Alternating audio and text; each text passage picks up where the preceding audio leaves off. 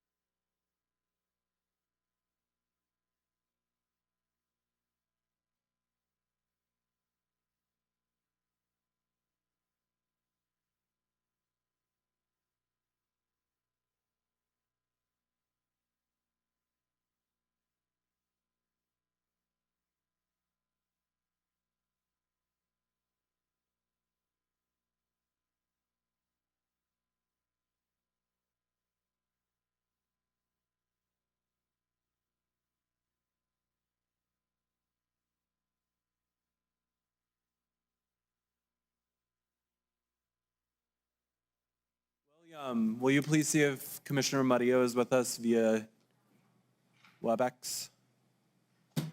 Beautiful. Commissioner, can you hear us?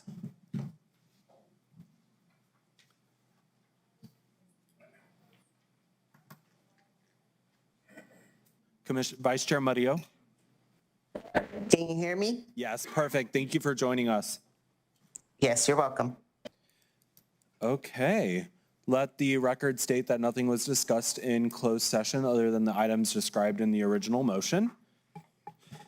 And the commission may convene an open session to take action on any items discussed in closed session. Mr. Chairman, Yes, Commissioner Sanchez. I'd like to make a motion that we make an offer of employment to Scott Andrews as county manager in the amount of $220,000, with the terms of the contract to be finalized and subsequently approved by the BOCC at a later date. Thank you. I would second that motion. Commissioners, anything? Seeing none. I second. Thank you, Commissioner. Brandy, if you will roll call us on that motion, please. Commissioner Reynolds, No. Commissioner Chaparro, Yes. Commissioner Sanchez, Yes. Vice Chair Murillo, Yes. Chair Shaljo Hernandez. Yes. Motion carries, and we're very excited to welcome our next county manager, Scott Andrews, to Doña County.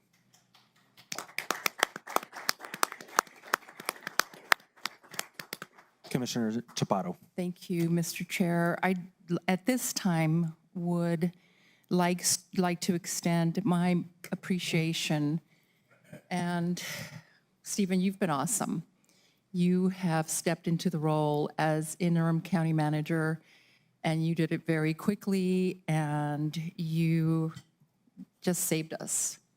So I'd like to thank you for the time you've put in, and I know you've told this commission that you will continue helping us until we get to the next point. So my very, very sincere thanks to you. I appreciate you. Oh, thank you very much for those words. Greatly appreciated.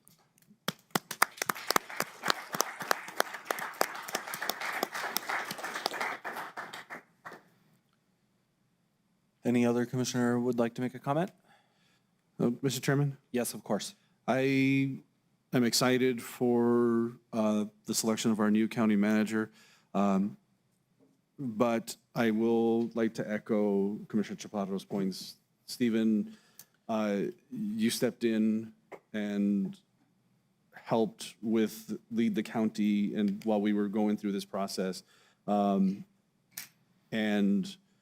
I'll say this as we do is the one constant you've always been in my experience with you here in Doña County has been a sense of calm, a sense of, I think that sense of calm really is what helps get everybody on board and continue moving and making progress. And so thank you, the way you've led this team, whether it's been at the OEM and now here as interim county manager. I really can't put into words how thankful I am for your service to Doña County and to the community as a whole. It's much appreciated. Thank you, Commissioner Sanchez. And yes, as we've said, this is just the beginning for the county. We are really going to be moving forward. We've got great people in place across the county government. Thank you. Thank you, Stephen. Mr. Chair, Yes, Commissioner. comment? Yeah. Yeah, Stephen, I'd like to say you did step in, like Commissioner Sanchez said, and took over at the last minute quickly, and we appreciate it.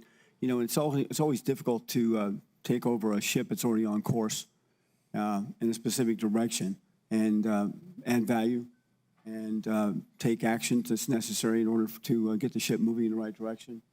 And I think I want to thank you for doing such a wonderful job of representing the county, representing the citizens, and representing everything that's important to this community. We are glad you're going to stay with the county, okay, in your previous position, and we need you to stay on until our new leader gets on board. But thank you very much for everything you've done. Thank you, Commissioner. And absolutely, we are here to make a nice, smooth transition forward. Thank you. Okay. With that being said, the commission is in open session, so we're going to start out with our invocation from Pastor Doug Cohen from Cornerstone Baptist Church. Mr. Chair, Commissioners, it's good to be here this morning. Let's pray. Lord, thank you so much for giving us the opportunity to be here this morning. And Lord, thank you for giving us the avenue of prayer and Lord, the ability to come to you this morning as we opening up a meeting.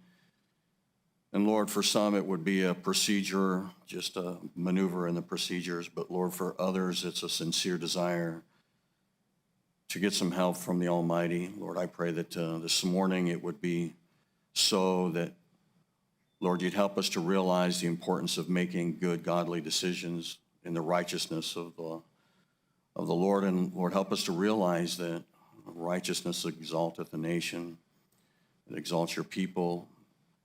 And so, Lord, I pray that as these men and women discuss policies and procedures and rules and items that are going to affect our county, I pray, Lord God, that they would be reminded to make those decisions under the fear of the Lord.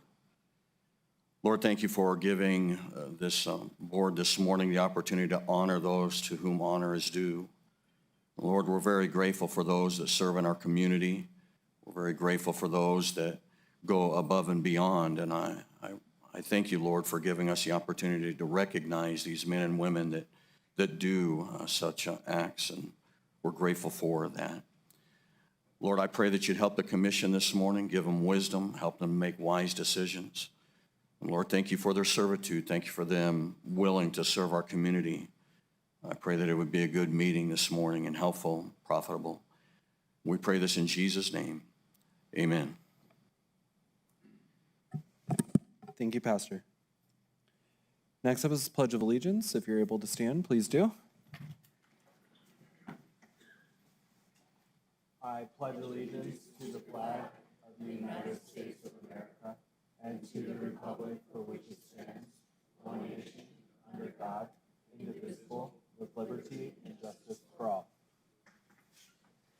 Thank you. Mr. Lopez, is there any changes to the agenda today? Mr. Chair, if it pleases the board, I'd like to ask that elected official input be moved up so that the Sheriff's Department can present the newest deputies joining us, and then they can get back to work. Yeah, no, let's go ahead and do that now. I don't see an issue. Welcome, Under Sheriff. Good morning. Good morning. Good morning, Chair, Commissioners, and Interim County Manager. I am very pleased to be welcoming in 20 new deputies. If you all would like to rise.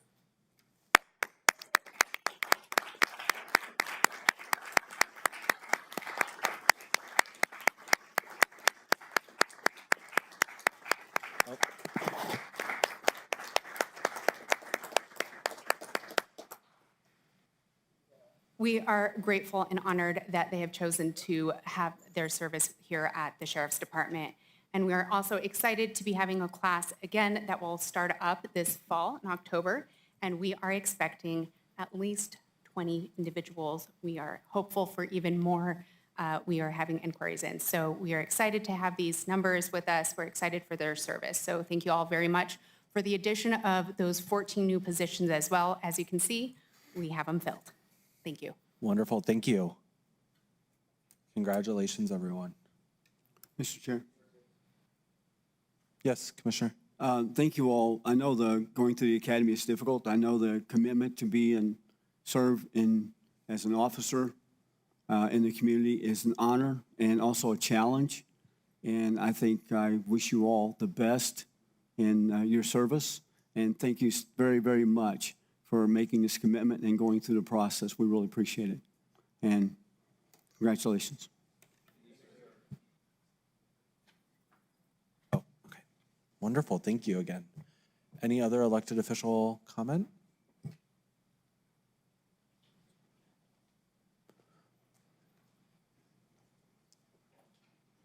Is it welcome Dr. Clerk or welcome Clerk Dr. Amanda? Good morning, Chair. Dr. Amanda Lopez-Askin, County Clerk for Doña. I wanted to let you know that my team and I just returned from election school and always want to take an opportunity to educate the public about elections when I'm able. So every election, prior to every election, we have election school or school of election as it is listed in statute, where all of the clerks and their staff gather and make sure we're all up to date on statute and procedures and education, security, all of those things. So we just did return from that. I also wanted to let you know that previously in the last county commission meeting, we had honored briefly Lynn Ellens, who passed away. And we're going to present something today that we hope captures how our office feels. And I don't know when that's going to happen. It doesn't necessarily have to happen now. But I wanted to give thank you all if you offered input. We appreciate it. And also the staff that we have that does a lot of these communication kind of things are super helpful. And I think you'll be able to tell that it was done with a lot of caring and heart. So I hope you enjoy it. Thank you. Thank you. Any other elected official comment? Mr. Chair, one other item on change to the agenda, if the commission is willing to entertain it. On number 4, that is on the consent calendar for approving a resolution recognizing the volunteers who built the Doña Ana baseball field and giving authorization to install a plaque there honoring those individuals. I didn't know if the commission might want to either make comment as that item's on the consent agenda or actually pull it to a full approval so that comments can be made. Mr. Chairman? Yes, Commissioner.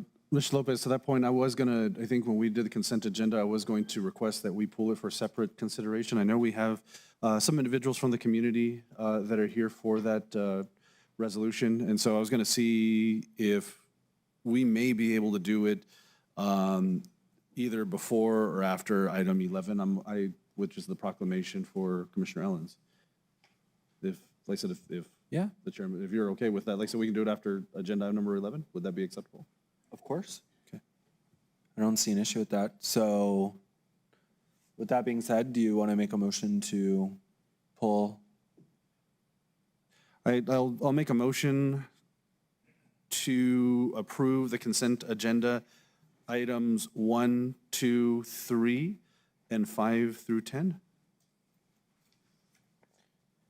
I second that motion. Any comments or questions, commissioners? Seeing none, Brandy, if you will roll call the commission on the consent agenda as motioned. Commissioner Reynolds, Yes. Commissioner Chaparro, Yes. Commissioner Sanchez, Yes. Vice Chair Murillo, Yes. Chair Shaljo Hernandez. Yes, motion carries. Consent agenda is approved. Next The up. consent agenda has some resolution numbers. Yeah, of course. Item number 1, 2024-91. Item number 2, 2024-92. Item number 3, 2024-93 and 2024-94. Item number 5, 2024-95.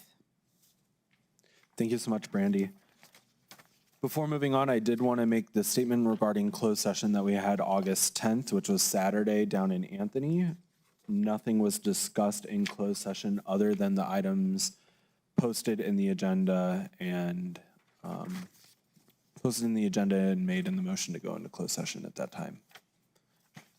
Next up, we do have our pet showcase. Mr. Lopez. Thank you, Mr. Chair. Our dog of the week is Jessie, a 1-year-old medium mixed female who says, "I'm always on the move, whether it's chasing my tail or playing fetch with the shelter staff. My days are filled with toys, treats, and lots of fun. I love learning new tricks, especially when there's a tasty reward involved. My energy is contagious, and I'm known for bringing smiles to everyone's faces. But I do need some help reining in my energy, especially around other dogs sometimes. What I'm really looking for is a patient and experienced forever home where I can share all my love and joy. And our cat of the week is Deli, a 1-year-old domestic short hair female who says, I may be a bit reserved at first, but that's just because I'm taking my time to get to know you. I'm independent, so I'll give you your space, but don't get me wrong, I'll appreciate your gentle pats and soft whispers. I love exploring my surroundings on my own terms, finding cozy spots to curl up in. I'm a quiet companion, perfect for those who value tranquility. I'm not one to demand constant attention, but I'll always be there, a steady presence in your life. And as a reminder, there is a Clear the Shelters adoption event, only $50, running through September the 10th. And off-site adoptions are available at PetSmart this Saturday, August 17th from 10 a.m. to 1 p.m., as well as at Milagro Coffee and Espresso on Sunday, August 18th from 10 a.m. to 1 p.m. And those are our pets of the week. Thank you so much, Mr. Lopez. Next up, we do have, I'm going to try to make it long so Stephen can walk over there. Next up, we do have our employee recognition portion, where the commission will recognize Doña County employees for their years of service to Doña County. And this is going to be introduced and read by our interim county manager, Mr. Lopez. I tried, Stephen. That was pretty good. Thank you. So first up, in recognition of 10 years of service, we're going to have Michael Garza from the Flood Commission. Come on up.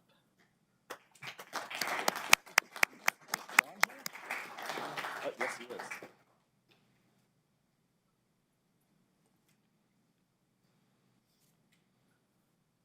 We're going to have his supervisor, John Gwynn, come up to actually help with the presentation.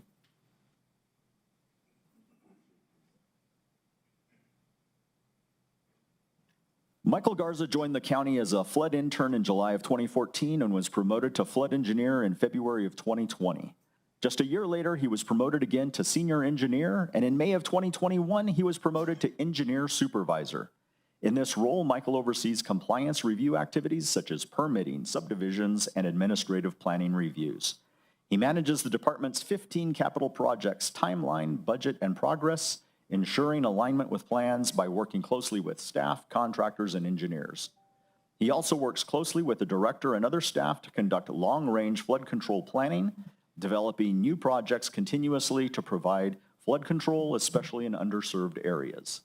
Among colleagues, he is best known for getting it done quickly and well. He is reliable, effective, and productive, which helps because he wears many hats and functions as the glue that keeps everything moving in the right direction. He's extremely proud of how much the department has grown in the past couple of years and transitioned from a small shop primarily focused on maintenance into one that is building large-scale capital construction. In the past 2 years, the department produced close to $30 million in capital projects and looks forward to keeping up that pace for years to come. Outside of work, his hobbies are exercising, reading, and watching sports. He also enjoys spending as much time as he can with his wife and 2 kids. Ladies and gentlemen, please join us in congratulating Michael on his work anniversary and thanking him for 10 years of dedicated service to the residents throughout Doña County.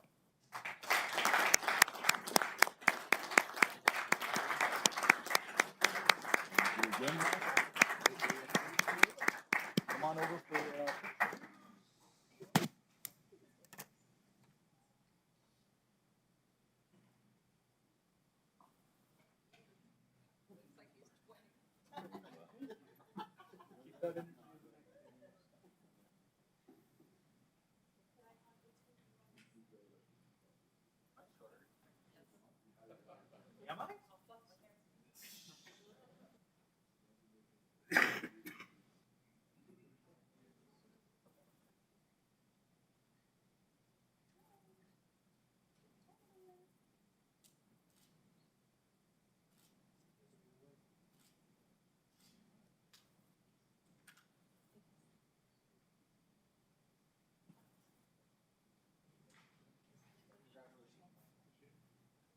And while everybody gets reseated here, can Deputy Marcus Martinez come on up?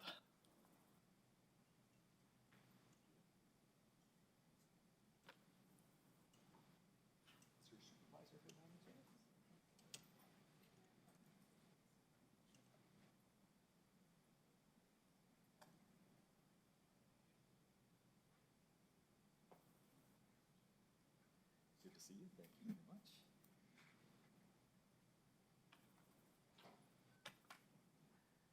Also celebrating 10 years with Doña County is Deputy Marcus Martinez.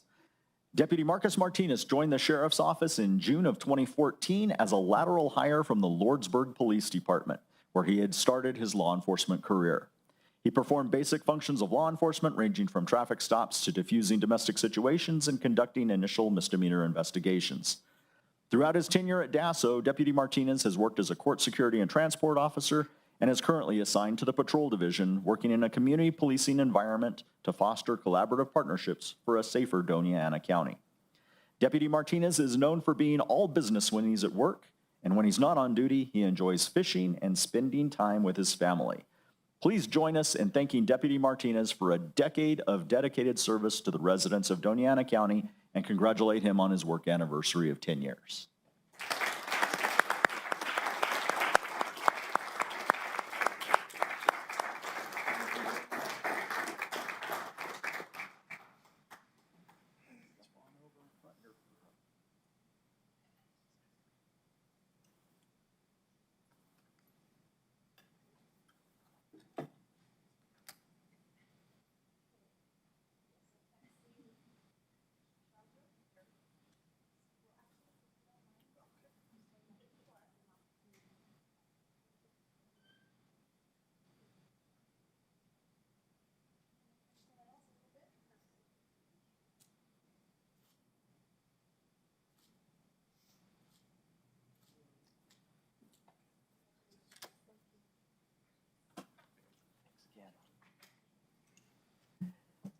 And Mr. Bunting, come on up.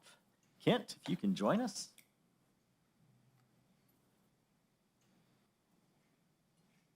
Turn around right here. Yes, sir.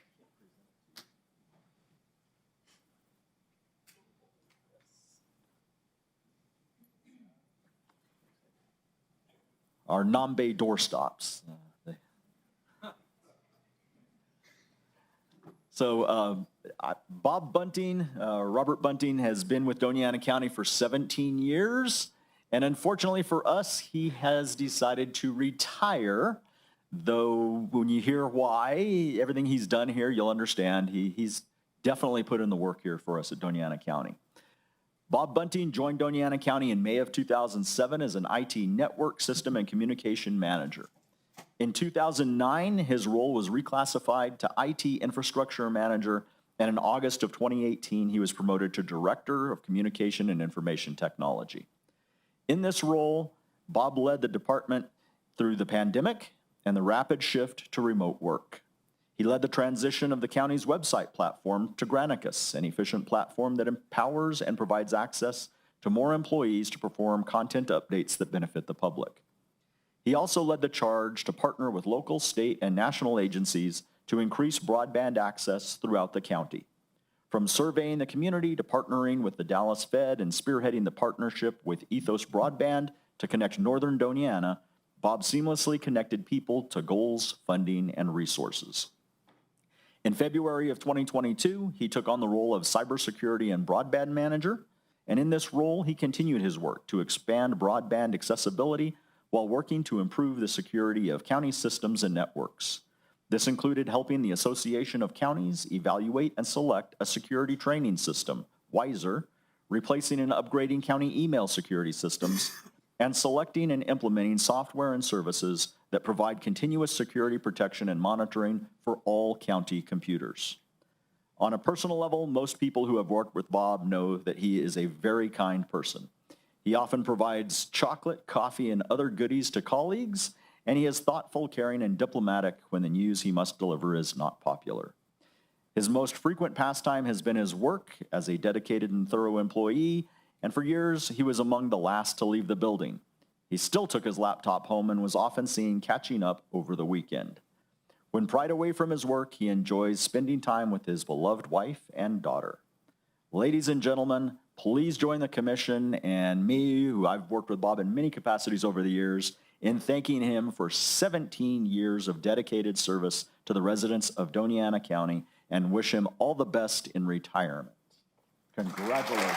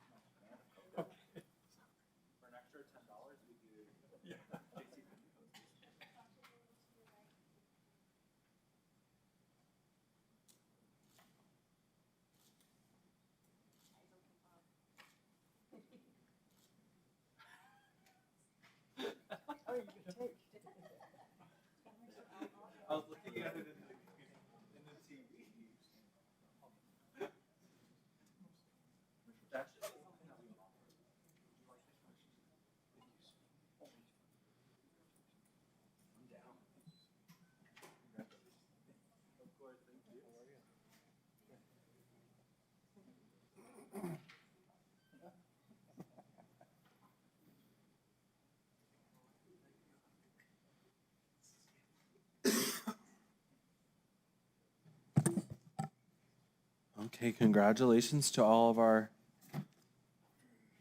employee recognitions and our retiree today.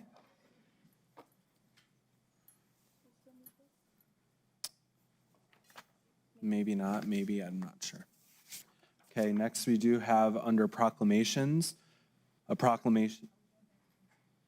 We were gonna do that after 11, I believe. We do have one proclamation, which is honoring the life of former County Commissioner and County Clerk Lynn Ellens. And we have Commissioner Chaparro. Thank you, Mr. Chair. Ladies and gentlemen, we recently found out sad news that our former colleague, Commissioner Lynn Ellens, passed away in May. And our hearts go out to his family and friends in Colorado and throughout New Mexico. He was a public servant in a wide variety of roles spanning his career. He served honorably as an officer in the U.S. Navy and was an attorney and Chief Deputy Secretary of State in Colorado. Commissioner Ellens brought a wealth of experience to his role and a strong sense of duty and commitment to our community. Most importantly, as a colleague, he treated everyone with dignity and respect. And to me, he was always a very loyal friend and a forgiving friend. Because Commissioner Ellens touched so many lives here in Doña County, we welcome people in the audience to share their fondest memory of former Commissioner Ellens. I'd also like to state that on a personal level, Commissioner Ellens was a huge personality and was never a person to mince words. He was honest, transparent, and caring. He was a good mentor and a close advisor to me. And I'll never forget to this day his first phone call to me after I won as a county commissioner. His advice was, speak up when you feel strongly about an issue, but don't talk just to talk and impress people. We will all miss Commissioner Ellens, and again, our hearts go out to his family. Is there anyone that would like to make a comment regarding Commissioner Ellens? If you'd like to step forward to the podium, or other commissioners?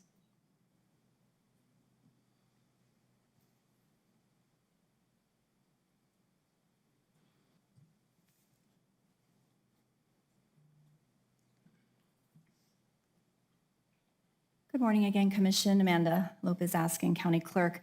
I have several members of our staff here that directly worked with Lynn. Some were not able to make it or aren't here today, but we definitely wanted to honor him. So Lynn will always be known for many things. He was often referred to as a curmudgeon, but he was our curmudgeon. He was a man of few words and supported and helped me the first 4 to 5 years of this position in all the ways that he could. And so I, of course, extended my appreciation to him for that. I would also like to say that Lynn Ellens will literally be known and go down in history in New Mexico as the clerk 10 years ago who made a decision that every single person had a right to be married, and it didn't matter their sex. And it was a very, at the time, controversial decision. It brought a lot of people to commission meetings. There was a lot of mixed feelings. But what I remember is a friend of mine, and I've told this story before, who had been with her partner for nearly 30 years, and she was dying of cancer and was not able to be legally connected to her spouse after that long. She was talking about this several days prior to actually them accepting same-sex marriage applications. When it happened, it was something that her partner and then wife at that point could basically leave this earth and know that she was legally and all the ways connected to her partner that she had dedicated her life to. So Lynn will go down in history as having a lot of political bravery, which in these times is very hard because often people make decisions to get a vote, not necessarily to do the right thing. And he did that, and I want to thank him. He also had a very soft spot for his staff, the longtime serving staff. I can point out Irene Reza. He said to me, you better take care of Irene. And he said that about all the staff, Janice and Doreen and Cindy and all the folks that continue to work with us to this day. So he will be greatly missed. His mark is made on New Mexico and specifically Doña County, and put us on a map for being open, accessible, and believing that everybody has rights. So thank you, and I look forward to watching this video.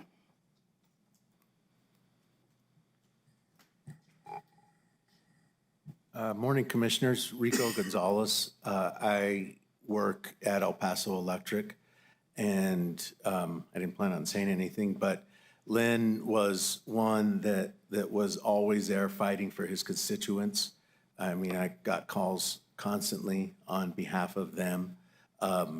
He was one that in the technical aspects of our relationship between the county and El Paso Electric, that he would call and ask quietly again, you know, how this works, what are we doing? And to the social aspect of his allowing for same-sex marriage inside of El Paso Electric, we have many members of the gay lesbian community, and it was such it was a really bright day at our office on that day. So he didn't only touch Doña County, he also touched those in Texas and really across the nation. So I don't know. I've missed him since he's been gone, and I'm sad to hear about his death, but thankful to have this time to give him his kudos. So thank you very much for the time. You, and Mr. Chair, I believe we have a brief video to share with the county. We do.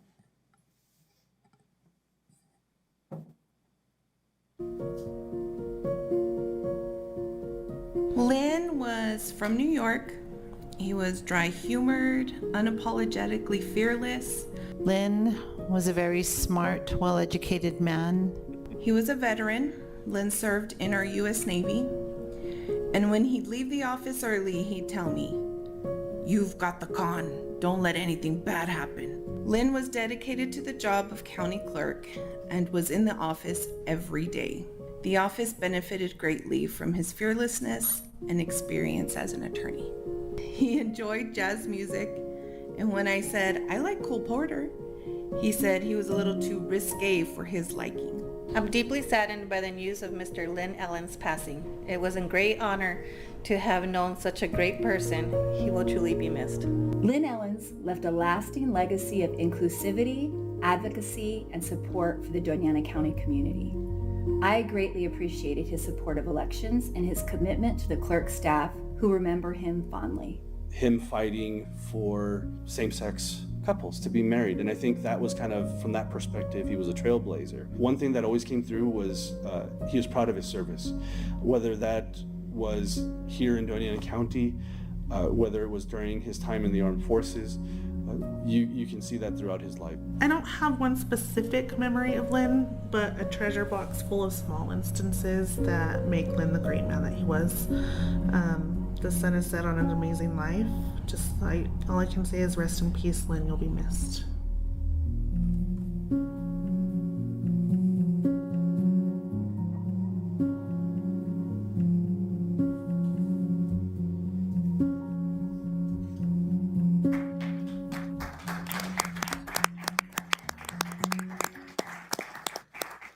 And Mr. Chair, if I may, I'd like to ask Mr. Lopez to read the proclamation for Mr. Allens. Whereas Lynn J. Ellens served as County Commissioner of Doña County and as a county clerk for more than 9 years, he was known by many, a distinguished public servant and dedicated leader who served the residents of Doña County with fairness and integrity. And whereas, in addition to 6 years as Superintendent of Elections, 1 year as Chief Deputy Clerk, and 1 year on the Planning and Zoning Commission, his dedication to public service left behind a lasting legacy in our community. And whereas, as District 1 Commissioner, he worked tirelessly to address the needs of his constituents and made a significant impact on their lives. He was a strong advocate for the South Valley communities between Vado and Mesilla Park, downtown city of Las Cruces, Mesilla, and Picacho Hills. And whereas, among his accomplishments as county commissioner, he was especially proud of supporting noise limits on short-term rental properties, facilitating assistance to businesses and renters during the pandemic, attracting and retaining volunteer and full-time firefighters, and supporting millions worth of investments in road repairs and the opening of the Crisis Triage Center. And whereas, while serving as county clerk, he made state history and national news by becoming the first to grant marriage licenses to same-sex couples in New Mexico.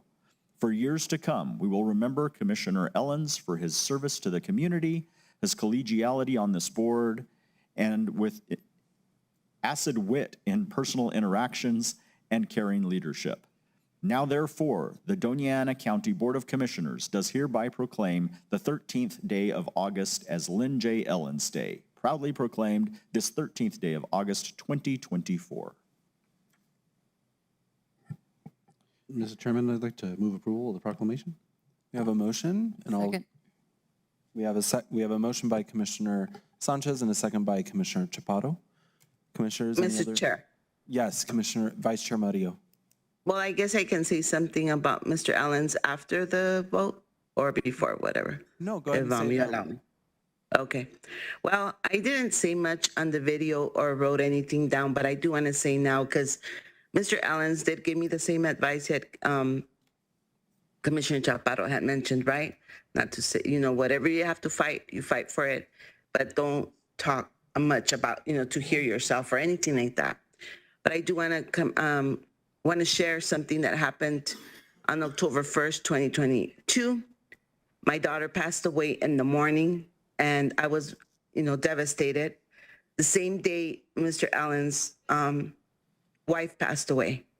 So we shared that day, and we talked and we cried, and ever since then, he would call me every week, see how I was doing, or I would call him until he left to Colorado. So he was a great impact to me for the rest of the term, and I just ask of him to say hi to my daughter for me, and that he is greatly missed here in Doña County. Thank you. Thank you, Commissioner. Any other comments from the board? Mr. Chairman? Yeah, of course.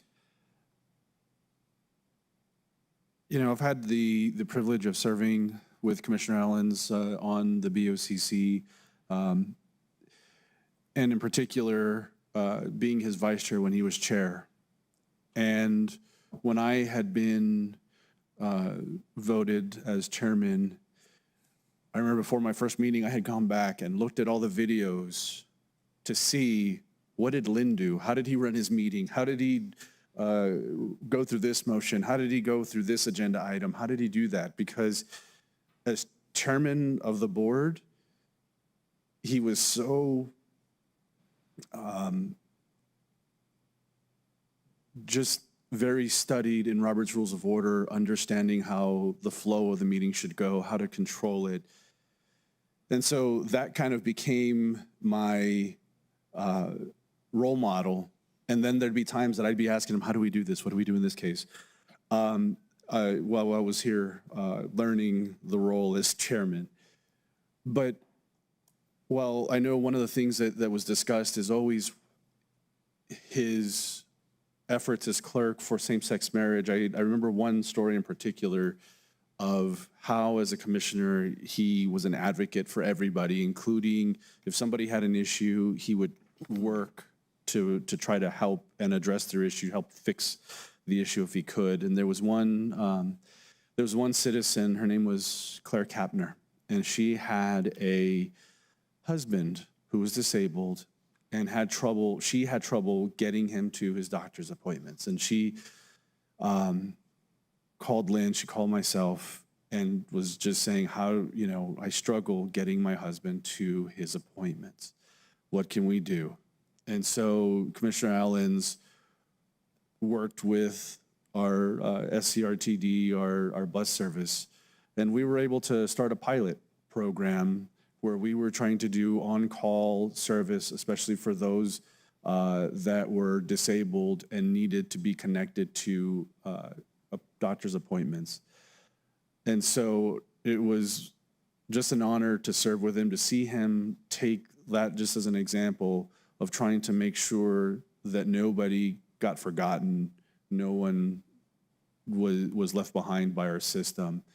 And we were able, we worked that pilot program. Ms. Kapner was able to utilize that as well as others in the community.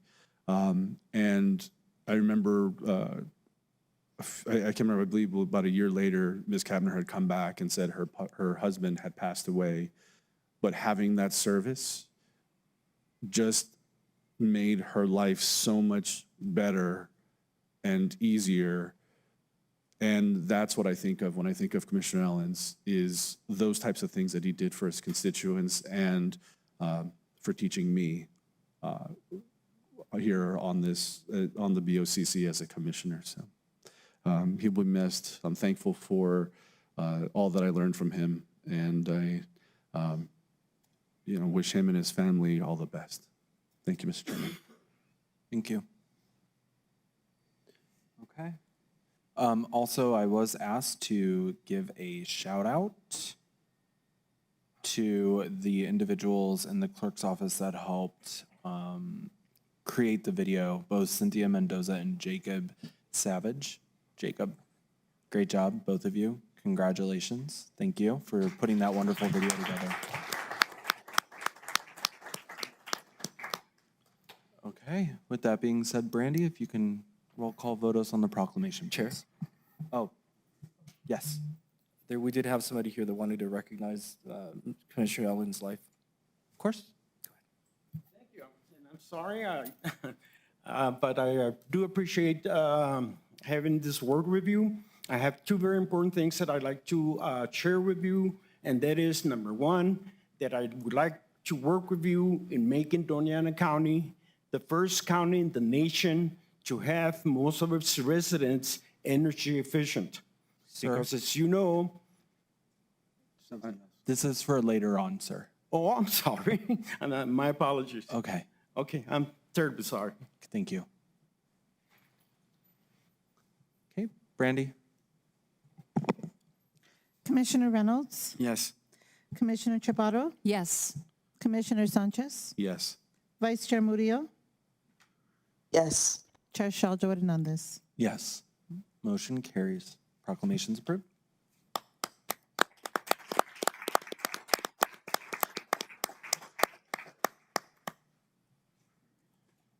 Mr. Chair. Yes? Yes, if he's here about the one item we have for clean energy, is that what, if he says what he wants to speak on, then it wouldn't be with the public input, it'd be at that item. Correct, and we'll make that generalized announcement later. Next up, we do have our consent agenda item number 4, which we did pull, which was to approve a resolution recognizing the volunteers who built the Doña baseball field and the installation of a donated dedication plaque. Mr. Chairman, I'd like to make a motion to approve the resolution to recognize volunteers who built the Doña baseball field and the installation of a donated dedication plaque. And I'll second, so we have a motion by Commissioner Sanchez and a second by myself. Commissioner. Thank you. If you go to the Doña area, I think one of the biggest fixtures that we have and one of the few areas of outdoor recreation is the baseball field there in Doña. And so this resolution was a work for the village and wanted to recognize all of the volunteers who started it, who were able to make it happen and help make it grow to what it is today. I know we have members of the public here, and so I'd like to see if you all would stand up at all, maybe?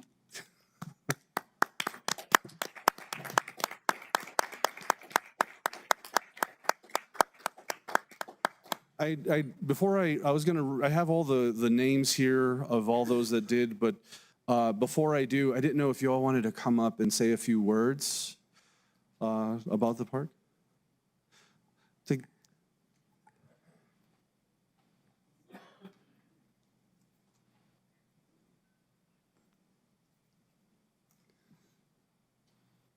Good morning, Commissioners. My name is Justin Benegas, grandson of Albert Benegas Sr. and son of Albert Benegas Jr.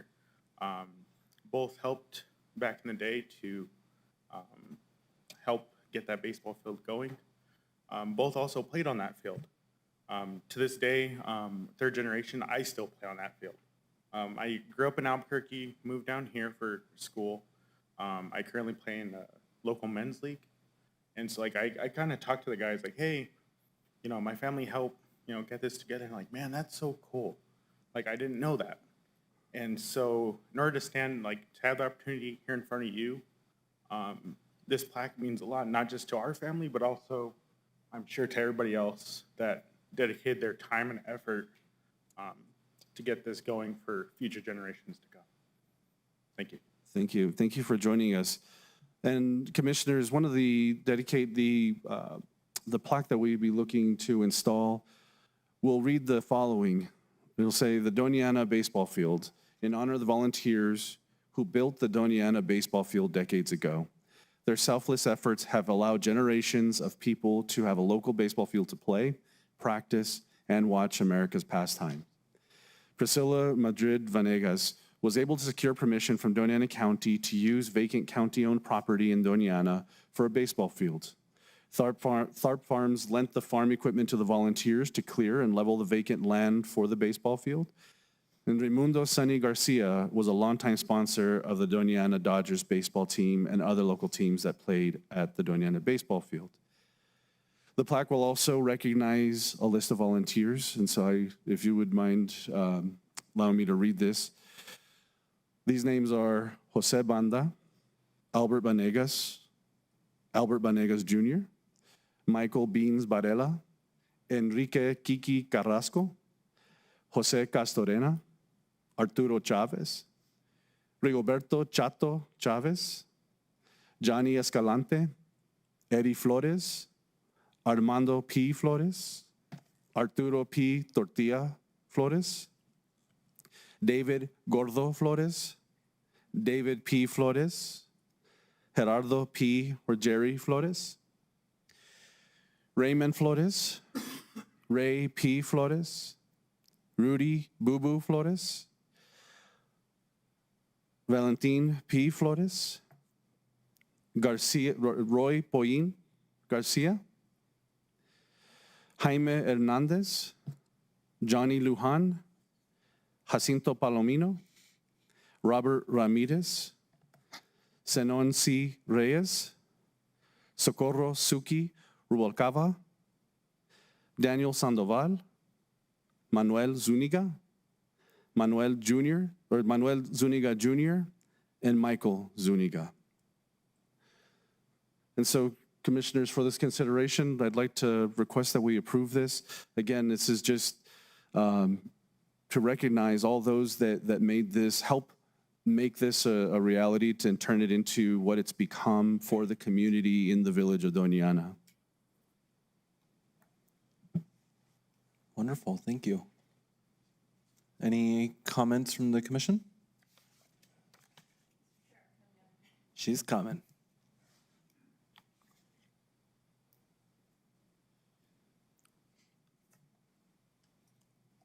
Thank you, Mr. Chair. I just went to go back to say hello to the Reyes family.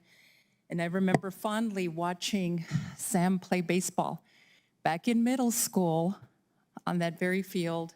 It just brings back a flood of memories of the community of Doña and how you gathered together to watch kids play, young ladies, and the men's team. So thank you for all your hard work and dedication to the village of Doña. Wonderful. And Mr. Chairman, I hope, Mr. Lopez, hopefully I'm not getting ahead of myself, but if you've gone recently also to the baseball field, we get so many visitors there, especially when they're playing baseball, and there's not really a lot of parking in the area. So one of the actions we're taking at the moment has been to work on creating a temporary parking lot across on the south side of Doña School Road, across from the baseball field, recognizing that we need to continue to work on improving the area, and it is something that we as Doña County and our facility and parks will be looking at on a long term of how we can address that issue. But like I said, it is hopefully it is something that is a piece of what we want to continue to work on and continue to grow on here in the village of Doña and Doña County.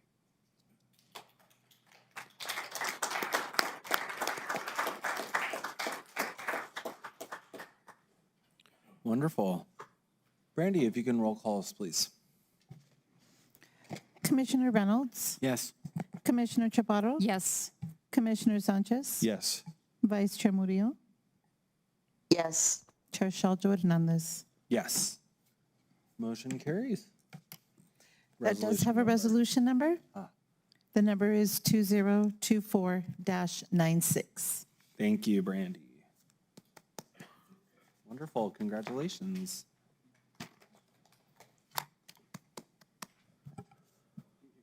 Oh, okay. I'll keep going then. Okay, next up, we do have public input. If any member of the public would like to address the commission, if they would like to address the commission about something that's on the agenda, if you'll please wait for that agenda item. And if you're going to address us, please do come up, sign the white book, and you'll have 3 minutes. We want to address something that's not on the agenda item. When does that happen? Is this regarding the ISAP for solar? No, it's not on the agenda item. It's something. Oh, yeah, of course, you are more than welcome to address us through public comment.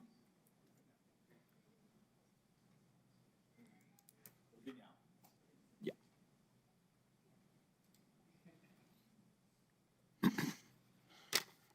How you doing? Pardon? Yes, ma'am?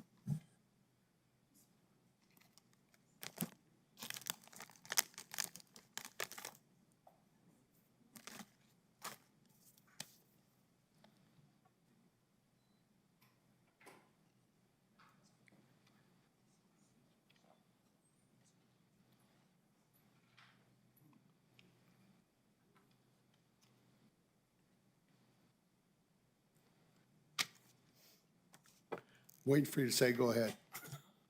Okay, thank you. Good morning.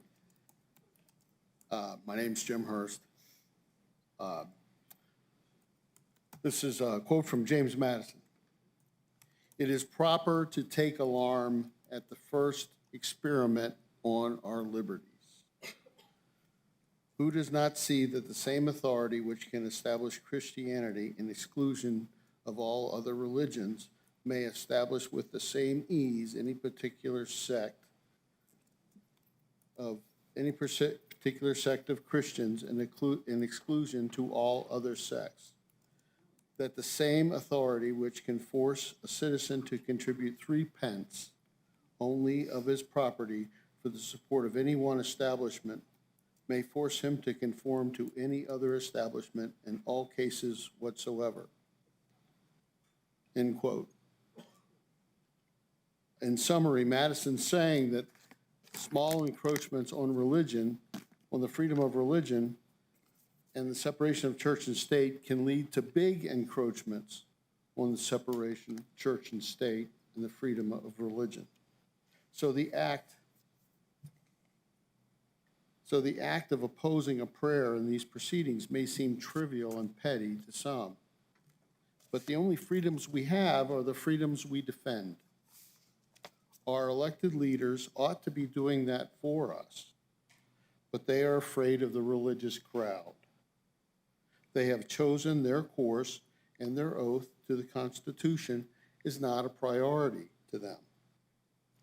Separation of church and state protects religious freedom. We have religious freedom because we have separation of church and state. In 1790, when the Bill of Rights was ratified, most Americans were Christian. If most Christians had not wanted separation of church and state, we would not have had it. There wasn't enough secular thinkers like Jefferson, Paine, and Franklin to control public policy. It was Christians who demanded that the Bill of Rights be adopted with an explicit prohibition against government establishing religion. Listen to Madison. It is proper to take alarm at the first experiment on our liberties. Prayer in these proceedings is an establishment of religion. It is time for it to cease. Thank you very much.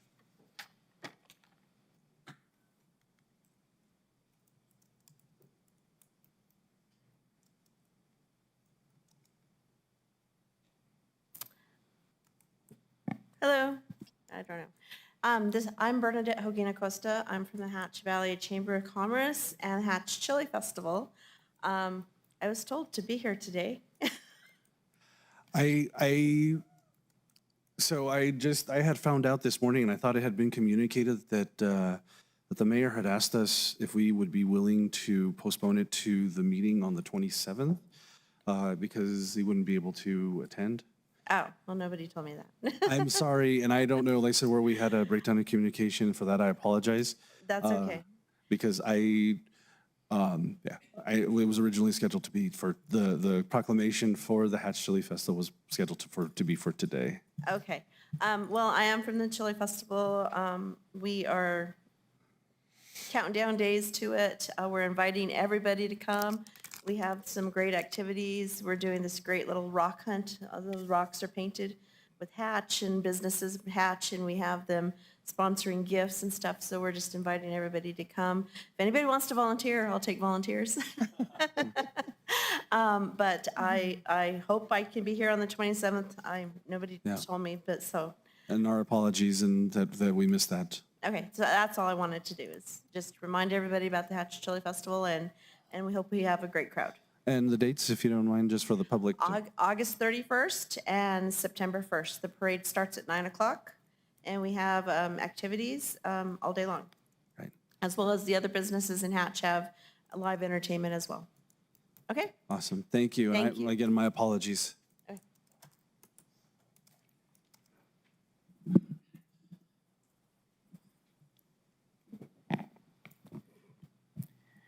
Good morning. I'm William Bierman. Since you'll be called upon to certify the results of the November 5th election, I urge you to employ due diligence and begin preparing now.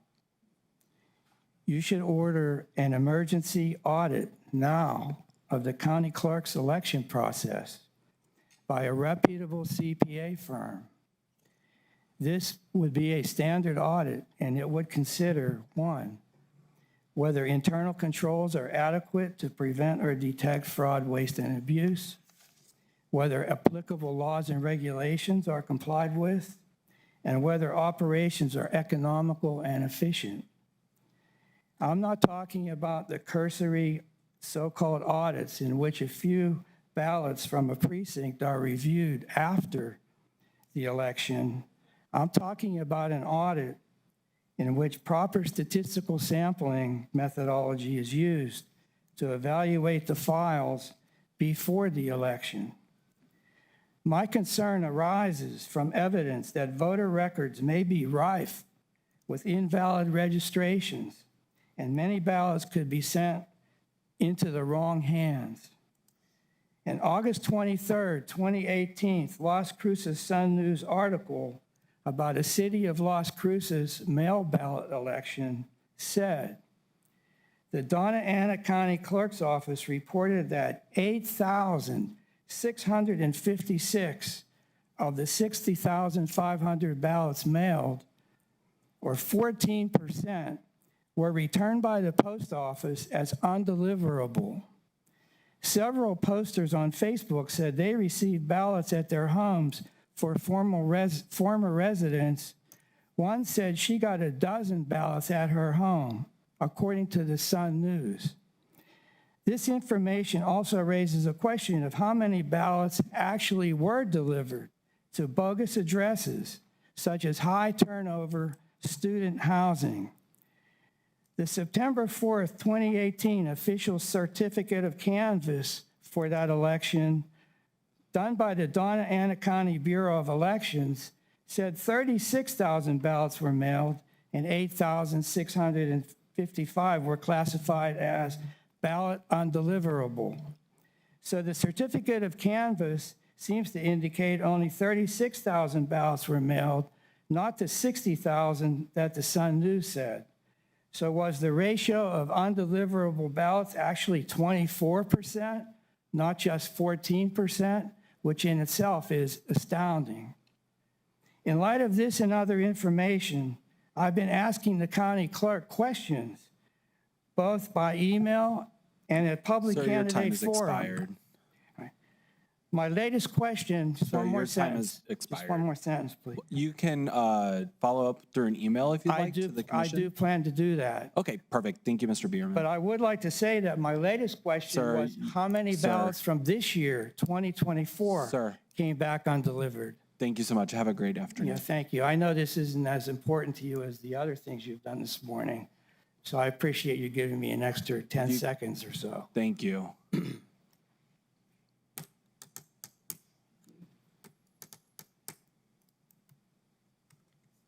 Yes, ma'am. If you're going to address the commission, you do need to use the microphone, ma'am, because you're addressing us, not the crowd. Okay. Good afternoon. My name is Mary Ann Hammers. I just wanted everybody to see this picture. This was my son. He passed away last year on November the 16th. He was 30 years old. Drugs took my son's life here in Las Cruces. He got a hold of meth laced with fentanyl on the streets of Las Cruces somewhere. He got too much and it was an accidental drug overdose. These drugs problems are very, very bad here.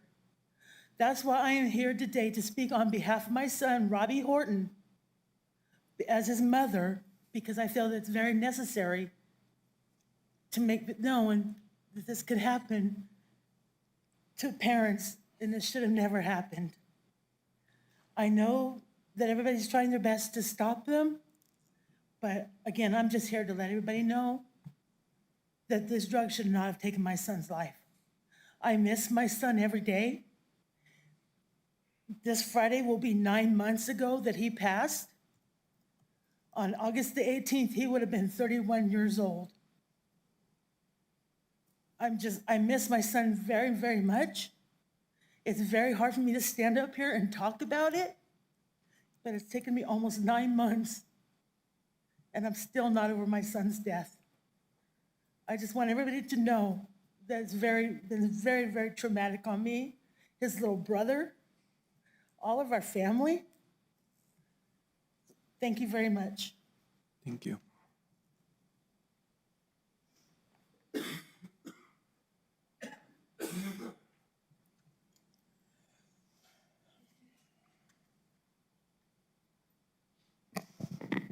Good morning, County Commissioners. My name is Michael Simmons.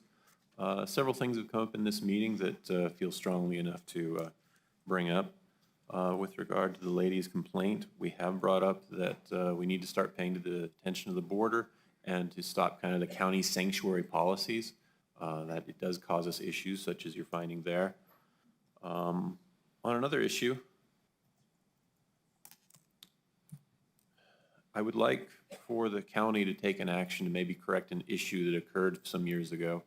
That the county employees, professional staff, clerks, et cetera, they should honor the position and role that they're in, that they should rule according to the law as it's written, that if the law is not according to their preferences, that they can privately protest, they can go out and they can do whatever they want, but when fulfilling their roles as an employee of the county, that they should fulfill that role correctly. There are times when you should step out of line of the chain of command and bring up issues and emergency situations. But that is not the normal case. And again, if you have a very strong feeling of position, you should still continue professionally completing your job. If you cannot, you should resign in protest, which is a strong statement to be made, that you were willing to give up whatever for your cause. But that the county as itself shouldn't allow employees to just go off on their private thing using their professional position to accomplish the task. It is disrespectful to the chain of command, to the county commission, to the lawmakers at the state, to the voters themselves, that the choices that they need to make has been taken from them. And with that, I thank you for your time this morning. Thank you.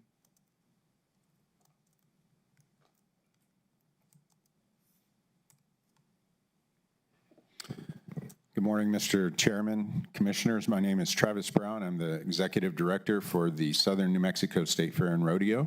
And on behalf of our Board of Directors, I would like to invite all of you to our opening ceremonies on September 25th at 6 p.m. We will follow up with a formal invitation. I know that the administration and facility staff is also working on the possibility of a ribbon cutting for the improvements that have been done at the rodeo arena.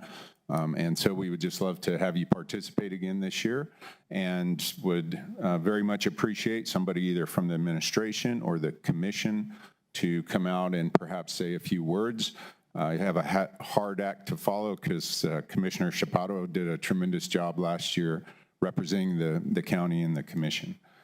We are extremely excited about what's taking place. Mr. Robert Herrera and his staff and facilities have just done a tremendous job the last really 6 or 8 months. We are so excited for the improvements to the arena. It's going to allow us to get an additional 1,000 people in for each of our rodeo performances, and which is that's the biggest complaint we receive year to year is people come out to see the rodeo, it gets to capacity, and they're unable to get in. So we greatly appreciate the improvements in that area. I think that's also going to serve you very well in having a facility now that really is untouched in southern New Mexico and should allow you to rent it out more frequently and have even larger activities and a nicer venue. I also just want to thank the county staff, the clerks, the sheriffs, the fire department. Really, there's Mr. Bunting, who retired. Congratulations to him. He has worked and helped through the Office of Emergency Management over the years, improving communications and the internet access at the fairgrounds. So really, just your entire county, and I don't know if there's a department that isn't touched by our event. So we greatly appreciate all the work and effort that's done to put on what we think is the best family festival and event still in Doña County. No offense to the Hatch Chili Festival, love them as well. And but you know, we're anticipating between 40 and 50,000 people this year that are going to come out and attend. And so we're just very excited. We're 6 weeks away. You may see me once more before then, but if not, please come out, enjoy the festivities. Thank you for all that you and your staff do to support our event. Thank you so much. Good morning. My name's Sheree Saravia, and I'm a resident of Santa Teresa / Sunland Park area, as both entities claim my property. But having said that, I'm here to give you some bad news and some good news. The bad news is that I'm sure you read in the papers that El Paso, which includes Doña County, is the third city that has gotten the hottest in the United States. The good news is that New Mexico is way ahead of the curve. And my compliments to the leaders of New Mexico, because you all have taken the Inflation Reduction Act and have created 2 very, very good programs that deal with energy efficient. So I'd like to propose that I'd like to work with the city manager and yourselves to make Doña County the #1 city. I'm sorry, the #1 city that's going to have most of their houses be energy efficient. Why is that important? Well, because we're in a climate change like none other. But yet, through these energy efficient programs that the state of New Mexico formulated, they're here to help the community. Because as people utilize those programs over the 10-year period, not only will they fix their houses to withstand the climate changes in our area, but they would also get $32,000 back into their pockets. And that, no other state can say that. So again, very proud that New Mexico has taken that leadership. And I think that Doña County should become the #1 county in the entire United States where most of their houses are energy efficient. That would be a feather in your cap, it'd be a feather in New Mexico's cap, and it would open up the doors to more funding, because we do take advantage for the benefit of the people when they go ahead and create those programs. Okay, the other thing I'd like to talk about, and I'll try and make it as quickly as possible. There's 3 things that I wanted to talk about, so I might have to come back another time. But the other thing that I wanted to talk about is in September 14 of this year, we're going to have a Mariachi Festival in the Socorro Independent School District athletic complex that sits 65,000 people. That Mariachi Festival is going to be by all the area high school students. They're going to perform so people will know the talent that we have in this area, tremendous talent.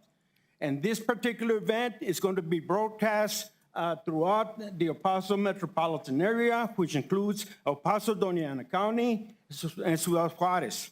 And it's going to be broadcast to all the area parks.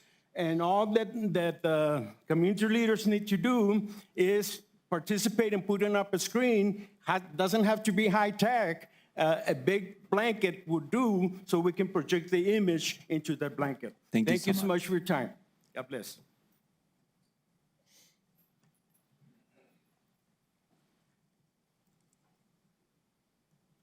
Good morning, Commissioners. Mark Veith. You guys know that already. District 1. I pray that this is the last time that I comment on prayer, but it is totally irrational to say that our founding fathers were against prayer. They started it, they continued it until they died. They could have stopped it. They didn't want to. They wanted prayer. Jonathan this morning, in the Army, we say no-brainer. So a no-brainer for me, you know I got an electric vehicle. Thank you for the shout out there. My electric vehicle, the battery in it, is equivalent to 10 of the Tesla Powerwalls. That would be like $150,000. I paid $90,000 less than that, and I got a new truck. Since then, and I use my solar panels to charge, I've driven 2,300 miles on $30. If I had an F-150 truck, it'd be like $400. So you guys are about, he showed me your chargers are up and running out there. Once you get them paired, you'll have the second best chargers in the city. So that's a plus for y'all. But I think the infrastructure is a long ways away from everybody going electric. There's some problems, but I would say an electric vehicle is impractical if you don't have a place to charge it during the day, taking advantage of solar. Thank you. Any other public comment?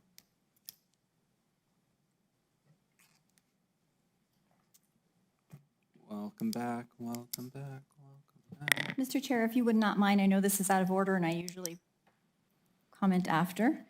So since we switched around today, I always want to take the opportunity to offer accurate information. Unfortunately, our public commenter left, and so I was responding specifically to some items that he had mentioned. The idea that we send out ballots unsolicited to individuals or registered voters in our community is not accurate.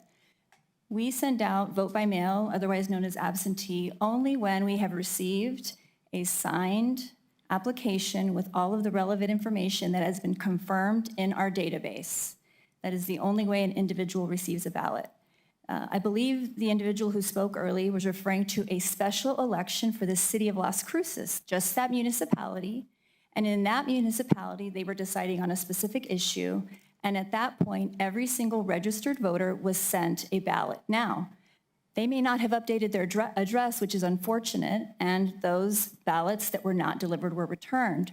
What I want to punctuate is that returned mail is very helpful for our office because it starts the process of removing them from our voter rolls. And that is something that is federally guided. It's not up to us. It is up to basically 1994, the Voting Rights Act.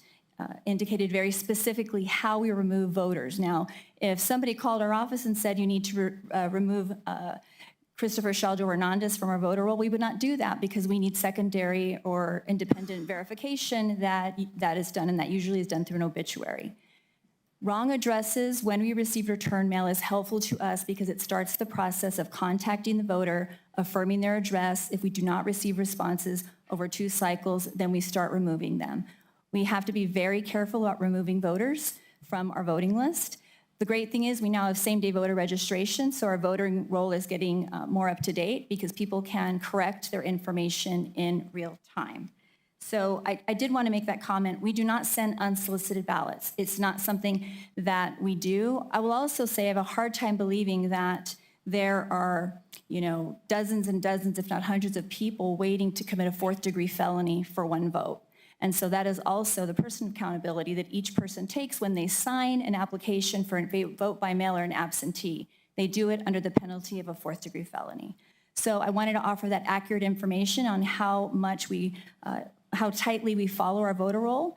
And if you have a family member that has unfortunately passed away, or you are getting mail, let us know, and we will definitely figure out what is going on and remove if we receive that verification. So thank you for the opportunity to offer accurate information, and hopefully those listening will take that into consideration when they are thinking about elections and voting, and it'll encourage them to participate. Thank you. Thank you. It's okay to clap. Is there any staff input this morning? Mr. Chair, we do have some staff input. I'm going to ask first that Nelson Gooden introduce our new county compliance officer. Mr. Chair, Commissioners, we have gone through the process and hired an individual for the County Code of Compliance Officer. We have Mr. Robert Pata, who's in the back row. You can come on up to the podium if you would like, just so they can see who you are.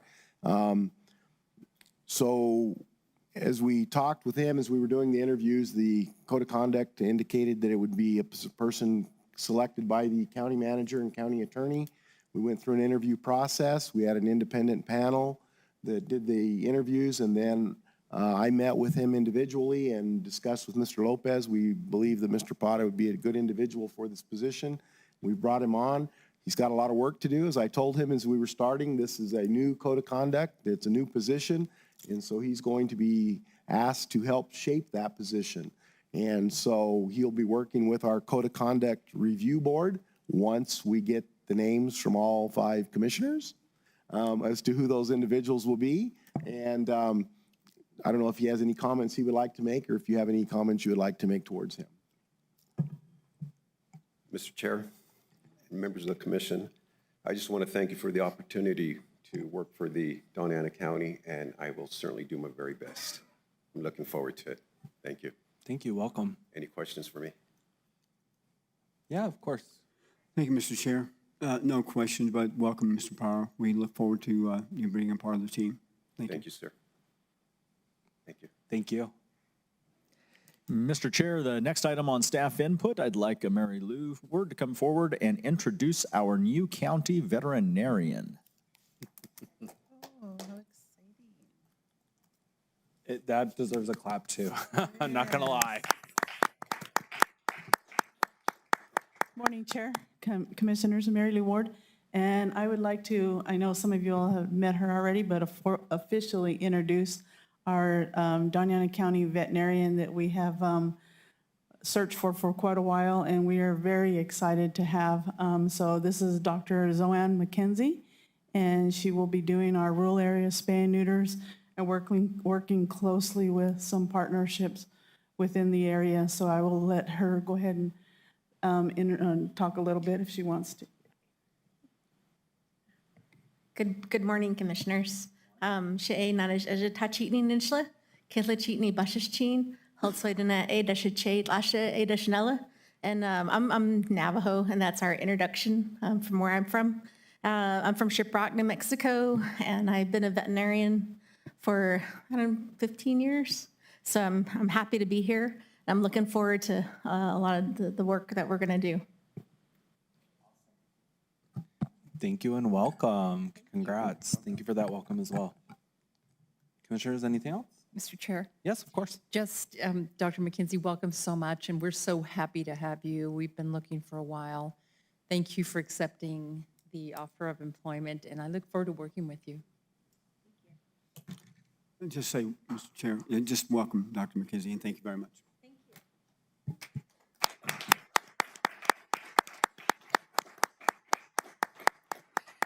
Mr. Chair, I'd like to now turn it over to Jonathan Macias to talk about our EV update real quickly. Of course. Good morning, Jonathan Macias, Assistant County Manager over Operations. And as Mr. Veith indicated, we have commissioned and actualized 4 level 3 charging stations throughout the county. This is done in conjunction with a partnership with NMDOT as well as El Paso Electric, who have been great partners in helping us source some of the hard-to-come-by transformers. But this was also at the request of y'all's initiative that you asked and plotted almost 5 years ago. So we're making good on some of those things. We're not only looking at the infrastructure, which is sorely needed, but we're also looking strategically at when and how we are integrating fully electric vehicles into our fleet. Of course, Commissioner Reynolds had brought up previously that there were concerns about at what mileage intervals we're doing this and what wear and tear. So we're definitely taking that input, as well as looking at how do we make our education and outreach accessible to everybody. So look out for a ribbon cutting here soon to spread more information about the ones that are in Hatch, right across from Sparky's, the 2 that we have out front here, as well as the one down south at the Anthony substation. And for you that are tech nerds, know that they are pushing out at a rate of 62.5 kilowatts. The ones here will be eventually paired, so they can push out at 150 kilowatts, depending on the architecture of the electric vehicles. And I will end with saying that we are doing this not only for the fleet here, but they are also available for public use. So for those of you that are interested, please start looking at seeing if your next vehicle might be full or partially electric. Commissioner Murillo, I promise you're not as expensive as they said at your NALEO conference. They start at only $15,000 and below, and they can certainly get you from coast to coast or even from the tip and the bottom of the continent, as I've done myself in my fully electric vehicle. So thank you for your support, and look out for more good news to come. Thank you. Any questions? Mr. Chair, and before Rico leaves, I just like to thank Mr. Macias and Rico. You have an excellent staff member. I too was inspired to put an EV charger in my new home, but however, I'm still having questions. Eric reached out to me, and the email when my email crashed was lost. So I'll look forward to maybe picking you all's brain as to how and what and other questions. But thank you both, because I'm looking forward to that once my Toyota dies. Well, Mr. Chair and Commissioners, Rico Gonzalez with El Paso Electric. Never put a microphone in front of my face and not have me speak. But I want to say thank you to Jonathan. He's been a great supporter of our transportation electrification plan, as all of you have been. And I think we're really getting some great things done here. Eric Montgomery is a fantastic member of our team. Angie Rodriguez and her team have been exceptional. So I just give kudos to everyone on that space. And the reality is as the gentleman said earlier, the cost is unbelievably smaller to run an electric vehicle than to run my gas guzzling truck, admittedly. So thank you very much for the recognition. And Mr. Chairman, for Commissioner Chaparro, El Paso Electric does have a website that you can compare EV vehicles, so that when you're looking to replace your gas vehicle, it's a cool tool to be able to look at and see the different features without having to go to each individual manufacturer's websites. And Chair, if I may, I just wanted to put some, I saw recently in the, they tell us to stay off social media and not read the comments, but I did see some misinformation that was previously posted. And we're trying to be as aggressive here in the community when it comes to our building codes to include trying to make it affordable for whenever anybody is building a home or retrofitting. Keep in mind that for you to charge your vehicle at home, where most of the charging actually occurs and can actually occur at a very low rate, depending on what you sign up for with El Paso Electric, it's anywhere between $500 and $600 to just add that. We're looking at the equivalent of an electric dryer run, and so it is not anywhere near the $10,000 or $12,000 that may have been misreported in the social media page I came across. So just know that, and we'll continue to work on that kind of education and take the good stewardship of the community to make sure we make strategic investments like that here at the county as well. Thank you. Can I mention one more thing, Mr. Chairman? In our, Mr. Chairman, Commission, Rico Gonzalez again, I just wanted to say in our energy efficiency filing that we just filed last week, we have filed a pretty big change in how we will be articulating cost effectiveness of energy efficiency if the commission approves, the Public Regulation Commission. And that is that we are including greenhouse gas emission reduction in how effective our energy efficiency programs are. So that effectually means that we won't just be looking at how much less electricity you're using, but how much less carbon or greenhouse gases are emitted through these programs. And so the cost effectiveness of it is going to be pretty immense to some of the comments made earlier on energy efficiency moving forward. So, and I think that'll make a difference for the transportation sector as well. So just wanted to give that little pitch there. Thank you very much. So Mr. Chair is wrapping up on staff input. Quick note to let the board know that the Office of Emergency Management team did get requested to deploy again this week to Ruidoso. They're going to be helping train the National Guard team that is going to be running for the next 2 weeks on how to run an emergency operations center. So they should be back by the end of this week. The vector control staff is down in Sunland Park right now, helping New Mexico Department of Agriculture in a response to an equine infectious anemia outbreak that is occurring around the racetrack. So they are spraying. There was coordination with the city of Sunland Park since it is within their municipal boundaries. They were very grateful for the assistance from Doña County Vector Control, and then they hope to be picking up the additional spraying later on this week from their side. And then on the Doña County facilities, the work is underway right now to revisit our ADA compliance plan that had been put together a few years ago to see where we are in getting our facilities compliant and then taking it to the next level of a revisit of all of our facilities. So that is a combination of work between human resources and our county facilities staff. And that, sir, concludes our staff input for today. Thank you so much. Moving on, I see Gina in the back. We did a county elected official input, but if you'd like to, we already had it, but if you wanted to address the commission, you're more than welcome. Yeah, we moved it to the first thing.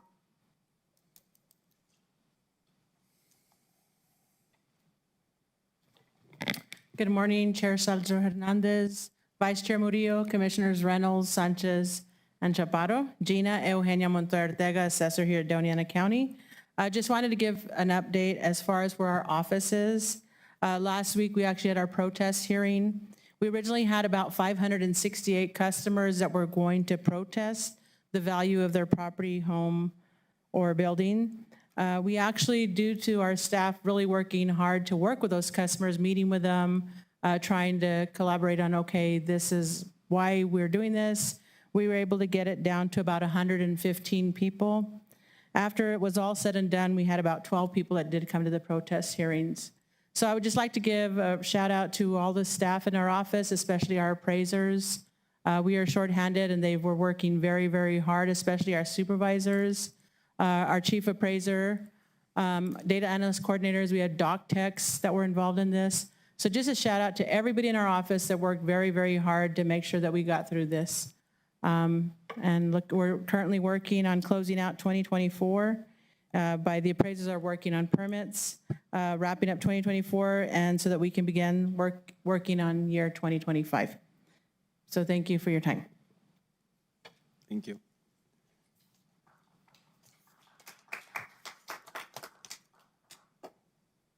Moving on to commission input, if any commissioner would like to address. Okay. Oh, yes. Sorry, I got Yeah. wrote it. So I have a few items that I wanted to just highlight. Number one, there was a young gentleman who reached out that decided for his 16th birthday that he would like to have a blood drive. And so he's a student at Mayfield. His name is Joaquin, and they wanted to share an invitation. So for his 16th birthday, they're doing a blood drive at the Vigilant Blood Donation Center, which is at 1200 Commerce Drive. They're doing it on Saturday, August 31st. It's between 9 a.m. and 2 p.m. So if there's people in Doña County that are looking to donate blood, I know we had here one at the government center. But anybody else that's still able to and is willing, I'd like to invite you out there. So again, August 31st, 9 a.m. to 2 p.m. and I at Vigilant Blood Donation Center. And I do want to give a shout out to this young man, Joaquin. I know him through some of the activities that he's done in the past. And so I am excited to share this with you all. I did also want to announce, if you haven't seen already, there was a press release by the South Central Regional Transit District that they have started their Blue Line service. The Blue Line will be running from the Circle K in Hatch all the way up to Sierra County through TRC and going all the way to Elephant Butte. So that just started yesterday. It'll have a couple of routes going up and a couple of routes coming back. And so that has started. It'll be on weekdays. So if you're looking for more information, please go to scrtd.org and you can see the full list of stops. The county has had several, I guess you can see now a few projects that are actually in progress with dirt moving. One of the big ones has been in the Doña area along Doña School Road. The Flood Commission has been working on the creation of the Abeta Pond. And so that's the next phase. That's the Abeta Pond, and then the I-20, the Elks Channel, which is right on the west side of I-25 coming along Elks. And so these are the next phases of the Doña flood control plan. And so it's exciting to see all of the different pieces finally coming together. These are the investments we've made as a county, whether it be in Doña, out on the East Mesa, with all the work that's been done out there. There's a lot of work going on around flood control. And as we hopefully move forward, we'll start sharing a little more details on the Abeta Pond and some of the plans for some outdoor recreation activity or area in around that ponding area. The other one is, if you've been out in Radium Springs, got a couple more. You'll also have started seeing I believe it's part of the Middle Mile Project or the Mid-Mile Project, which will be extending broadband lines from Hatch all the way down to Radium Springs. We received a large grant with the help of our U.S. Senator Ben Ray Lujan through the USDA, and so we're starting to see some of that work come together. So that's exciting as we work on expanding broadband lines across the county. And the last item I did want to add on to Jonathan Macias's comments earlier about the EV chargers and the EV initiatives that we've been having. Some of you may have already seen as we continue to get EVs into our fleet.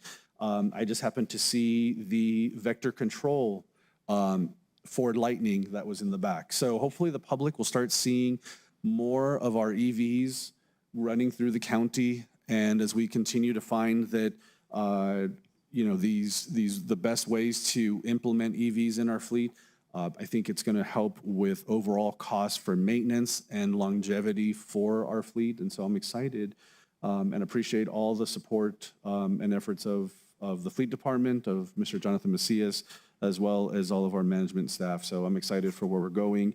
And it just so happened when Jonathan was speaking about our new EV chargers, I looked online and it looks like we are having people utilize them.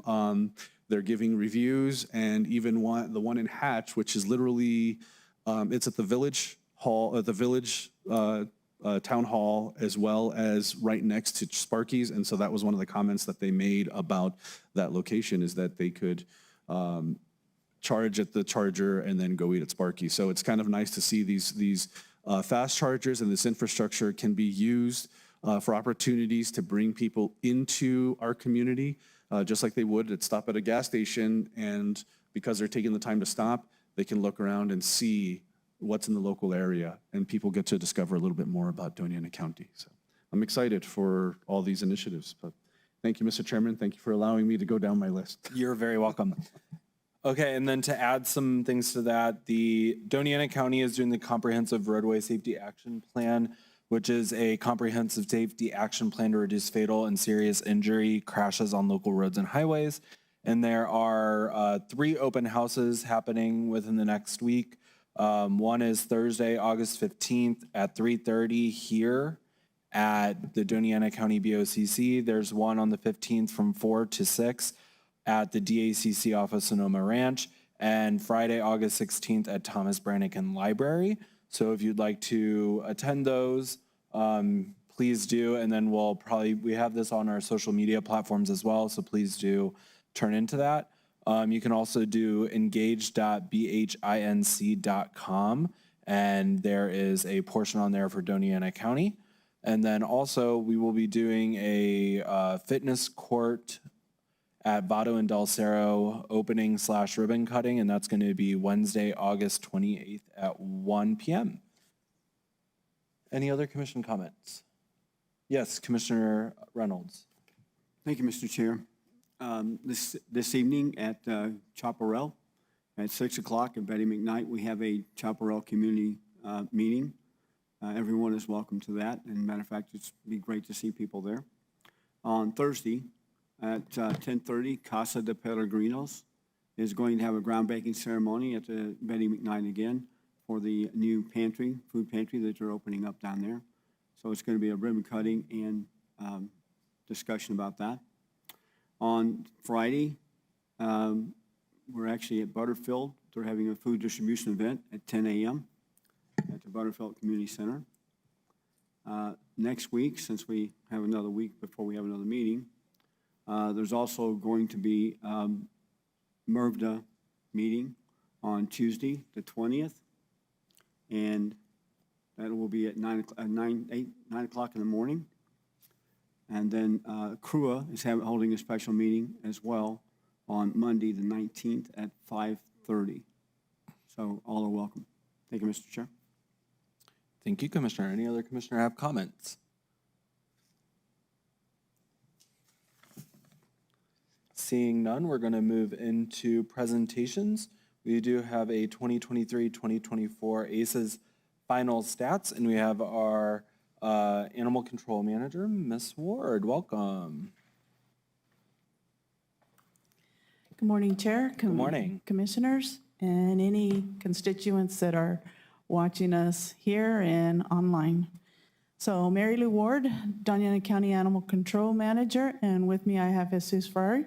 He's our lead codes officer. So I will just start off with our year-end physical year ACES final stats. So just for those of you that do not know what our ACES is, ACES stands for Animal Control and Code Enforcement Environmental Survey. ACES started back in 2012. Just to give you a really quick synopsis on what that is, what that consists of is animal control and code enforcement will go door to door to different areas within the community where they educate the community on any violations they see. They also follow up by going back into that community and look for compliance. That has grown since then throughout the years, where we also offer resources within that community with Clean Up with Carlos Days, and it's where we offer roll-offs in that community and animal services in that community for various things. So these are the stats for that.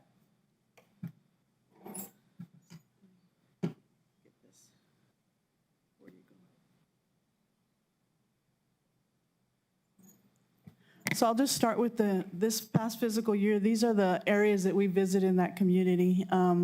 We went with Tortugas, Barreno, Rhodey, Anthony, and Chamberino, and Oregon.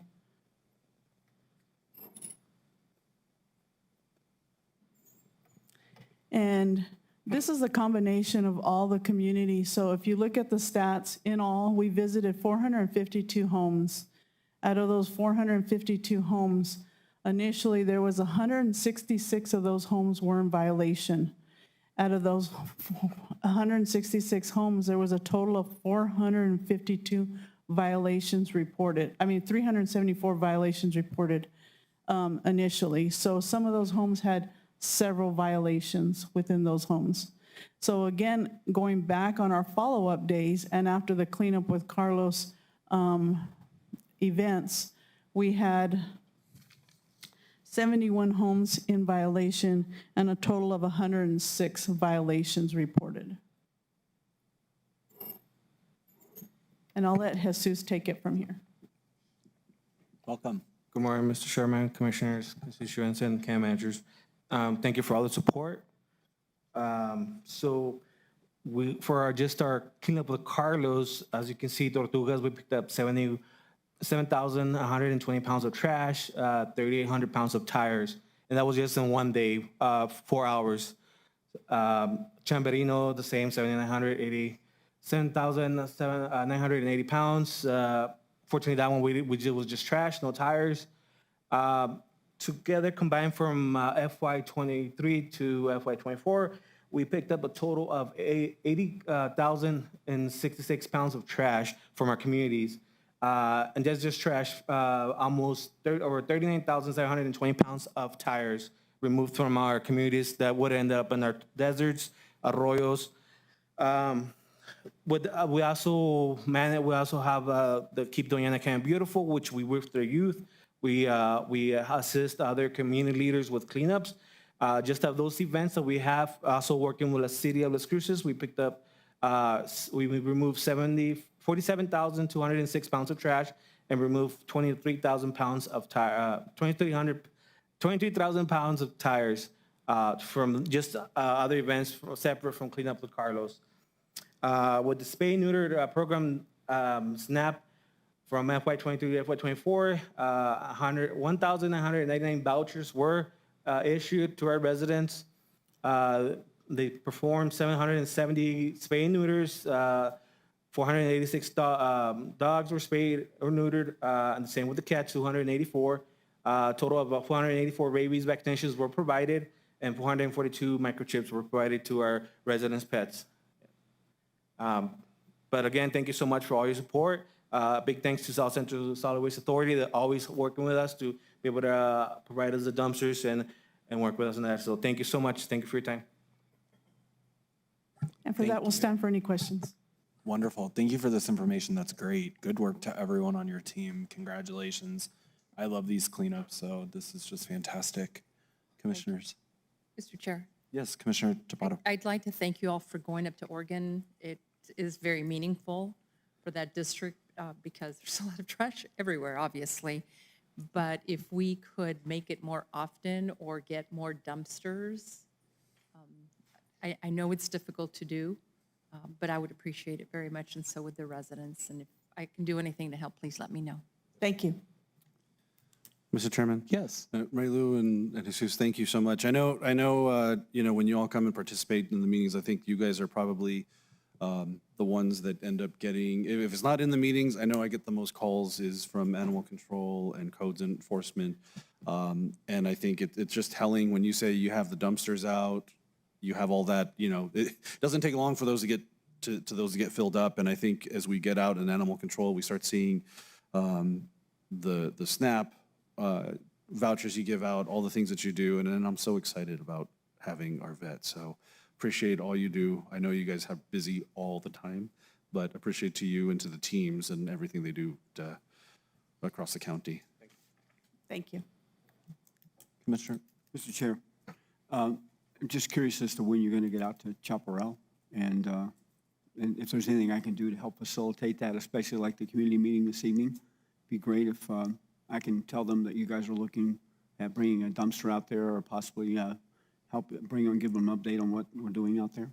Yes, sir. Thank you. We do have Chaparral on our calendar for this fiscal year. Okay. For October. For October? Okay. Okay, that's going to be like a dumpster and spay and neuter and tires and all that kind of stuff? Yes, sir. Okay, yeah, please do reach out to me so I can tell them. All right, thank you. And I just want to point out, when we create the calendars every year for the ACES project, we try to usually we take in consideration like the hotspot areas, where's the most areas that we have the most violations, the most animals that we're picking up every year. And also we try to cover all the commission's areas as well to be consistent all around. Thank you. I have two more questions.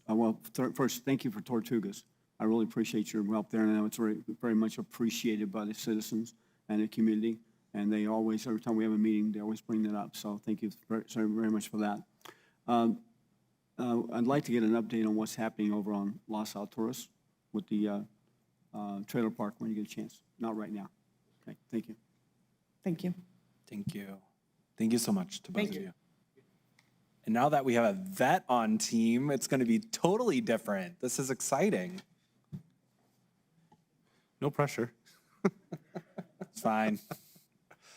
Okay, moving on, we do have our minutes from our meeting on July 23rd, 2024. Mr. Chairman, I'll move approval for the regular meeting minutes of July 23rd, 2024. I'll second. Okay, we have a motion by Commissioner Sanchez and a second by Commissioner Reynolds. Commissioners, any comments on the minutes from the 24th? Seeing none, Brandy, do your thing.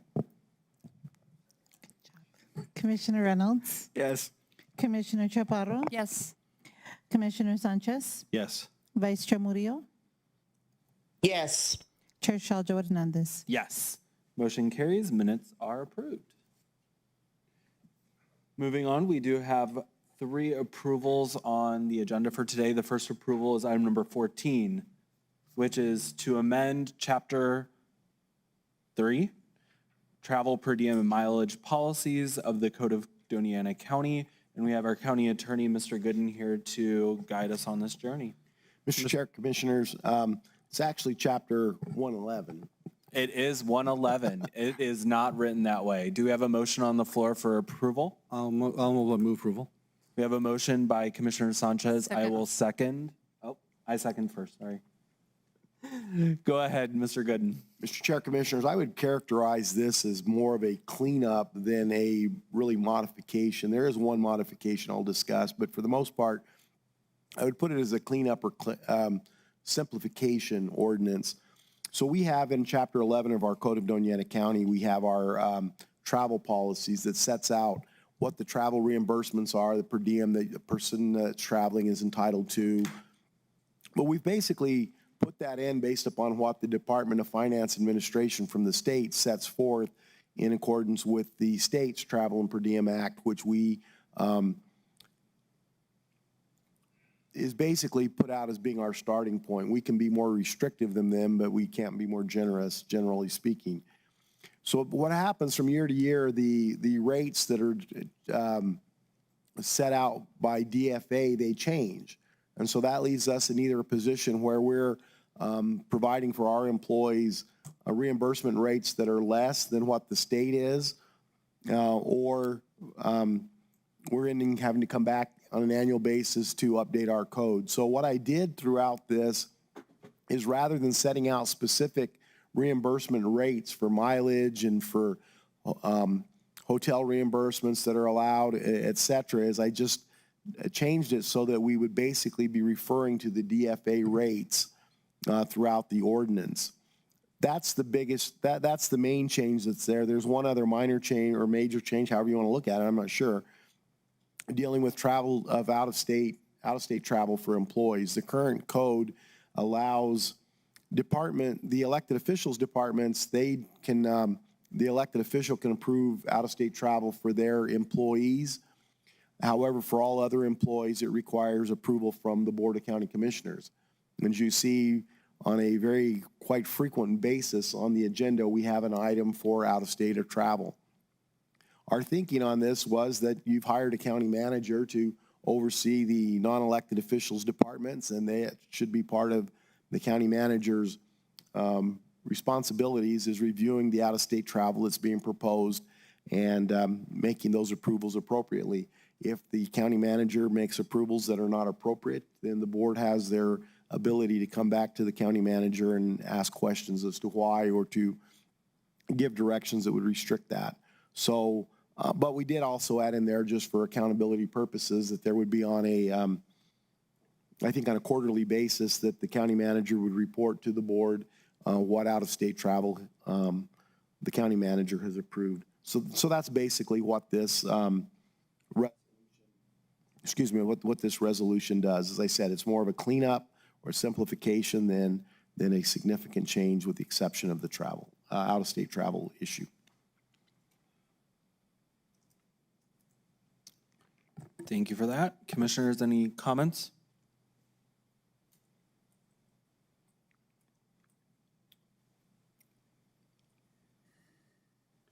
Seeing none. Brandy?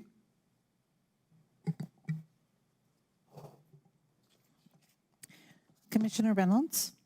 Yes. Commissioner Chaparro? Yes. Commissioner Sanchez? Yes. Vice Chair Murillo? Yes. Chair Shalja Hernandez. Yes.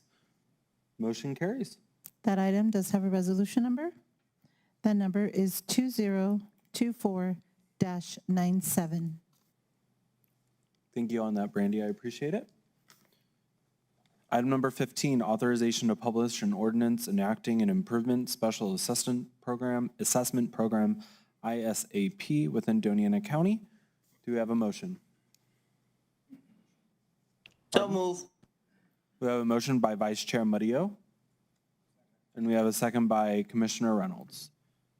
Commissioner Reynolds. Thank you, Mr. Chair. What this is this is a motion to authorize to publish an ordinance enacting an improvement special assessment program within Doña County. We're actually copying what Bernalillo County has done. And this ordinance actually creates a mechanism that allows us to capitalize on the C-PACE program that was passed by the state legislature in 2008.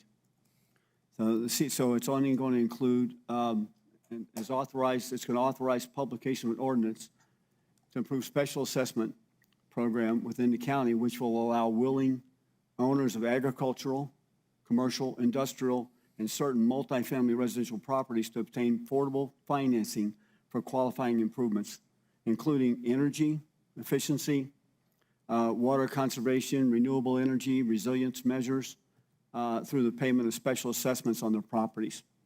So basically, the commercial industry has requested this. All the people I've talked to about this over the last couple of years have said that this would be a real boon for them. What it does is it allows them to take certain improvements that actually qualify for energy efficiency improvements in their developments and put those and finance those, as opposed to having to pay for those up front. And so they end up putting them, borrowing the money against the banks at a low interest rate as a second loan on the property of the development, and then pay those back with part of their property taxes. So basically, it's a commercial PACE program that will benefit development and economic development and development in the communities for commercial properties, commercial property owners. So I would appreciate it if we could get a vote to publish this and then hold a meeting on September the 24th. So, September the 10th, to actually discuss with the public what we can do with this. So thank you for your consideration of this resolution to publish. Okay, commissioners, any comments on the publication? Mr. Chairman, just a quick, I think I heard, just for my clarity for Commissioner Reynolds, you said this is basically the C-PACE, right? I think is what I heard you say. Correct, commercial PACE. Yeah. Yes, Commissioner Sanchez. Okay, thank you. And there's no residential component to this.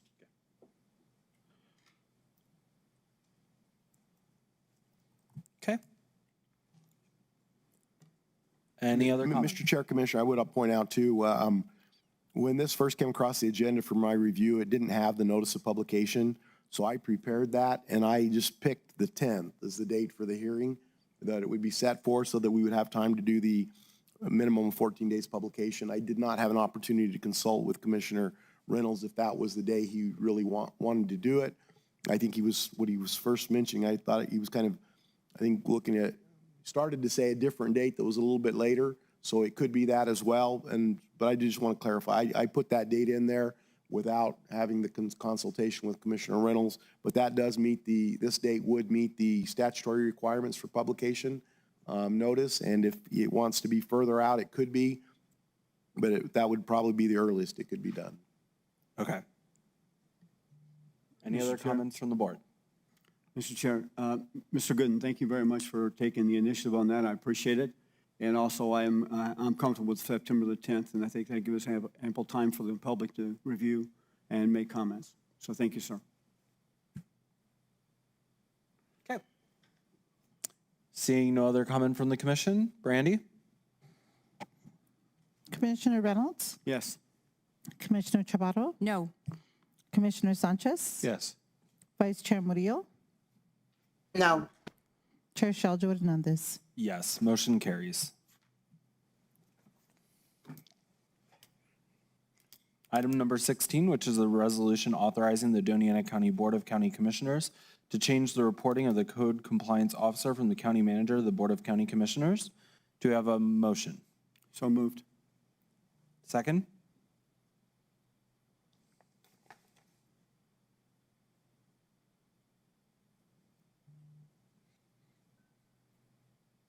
Okay. Do we have a second from any county commissioner?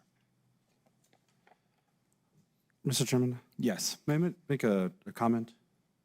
I don't know if it'll be appropriate. Technically, we would need a second in order to make comment on the resolution. That's fine. Okay. I just wanted to point out and make a comment that I can do it at the end during commission. Let's do, okay, that works. As seen, there's no second, the motion does fail.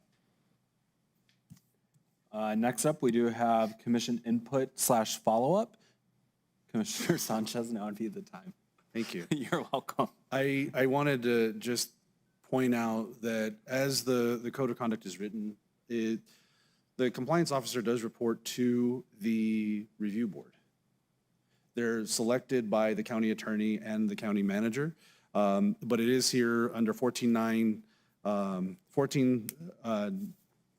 14.9E1, a Doña County compliance officer herein after compliance officer position is hereby created. The compliance officer will be a neutral, nonpartisan county official that will be the staff person for the review board. Now, it does go on and say that the compliance officer is an unclassified employee that was selected by the county manager and the county attorney, but the compliance officer may also fill other roles. And for that, that may be, I guess in that case, a reporting or assisting with the county manager, but at least wanted to point that out in the code that they do not report to the county manager technically. So I just wanted to make that comment. The other comment is I don't know that a resolution would have been appropriate in this case because this was an ordinance. And so I don't know that would be, a resolution would be sufficient, but just want to put that out there. Thank you, Mr. Chairman. Thank you. Mr. Chair. Yes, Commissioner. Thank you, Commissioner Sanchez. It is possible to change an ordinance with a resolution. So that, I don't think that's a problem, and Mr. Gooden would have to correct me if I'm wrong. But thank you for the Mr. Chair, clarification. Commissioner, an ordinance requires to be modified, and an ordinance has to be modified by an ordinance.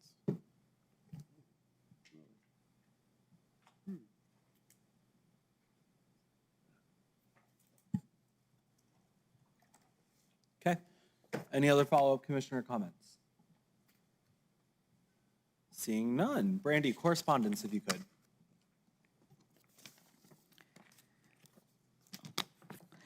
We have Maria Zenaida Sena versus Doña County, Daniel G. Sanchez versus Doña County, Sloan Family Revocable Trust versus Doña County, and Stacy and Madison Contreras versus Doña County. Thank you so much, Brandy. Mr. Chairman? Yes. I'd like to make a motion that the commission convene in closed session to discuss bargaining strategy preliminary to collective bargaining negotiations with the International Association of Firefighters, Local 5037, and American Federation of State, County, and Municipal Employees, Local 1529 of the Detention Center, as authorized by the Open Meetings Act, Section 10-15-1, and I believe this is H5 that we'll be utilizing. Okay, we have a motion by Commissioner, yes.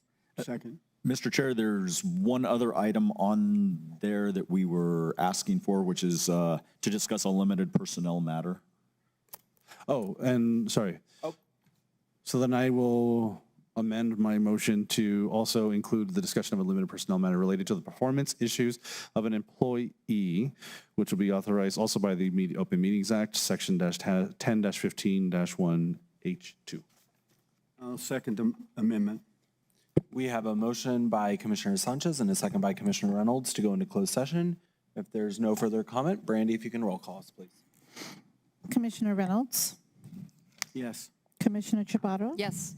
Commissioner Sanchez, Yes. Vice Chair Murillo, Yes. Chair Shalja Hernandez. Yes, we are in closed session. Mr. Chair, point of order. 11:11 a.m. Oh, that's a good time. Yes, Commissioner. I believe that since we made the motion and then amended it as an amendment, I think we have to have a second vote on the amended motion. Yeah, okay. Nelson, is that correct? We need a motion. Okay. There was a motion. I was only half paying attention to when the motion was being made, but I thought that the motion was changed before it was seconded. Is that correct or not? No, sir. No? Okay, so then we would basically need to amend. We would need to have the amended motion, or we could just make a new motion to cover everything that's listed on the agenda. And not a, Mr. Chair, point of order with that. Mr. Gooden, wouldn't that require them to recall their original motion? yes, so we had the motion and then there was a second on it. There was actually a vote on it. Well, I think let's just rescind what we did and start over again. I think would be the easiest way to Okay. do that. Thank you, Mr. Gooden. Take backsies. Okay. I'd like to rescind the motion and amendment that I have made to go into closed session. I'd like to rescind my seconds. Okay, we have rescinded both motions. Okay, Mr. Chairman, I'd like to make a motion that the commission convene in closed session to discuss a limited personnel matter related to the performance issues of an employee and to discuss bargaining strategy preliminary to collective bargaining negotiations with the International Association of Firefighters, Local 5037, and American Federation of State, County, Municipal Employees, Local 1529 of the Detention Center, as authorized by the Open Meetings Act, Section 10-15-1H2 and H5. Second. We have a motion by Commissioner Sanchez and a second by Commissioner Chaparro. Any follow-up? Seeing none. Brandy? Sorry for making your life hard. Commissioner Reynolds, Yes. Commissioner Chaparro, Yes. Commissioner Sanchez, Yes. Vice Chair Murillo, Yes. Chair Shalja Hernandez. Yes, we are in closed session and it is 11:13 a.m.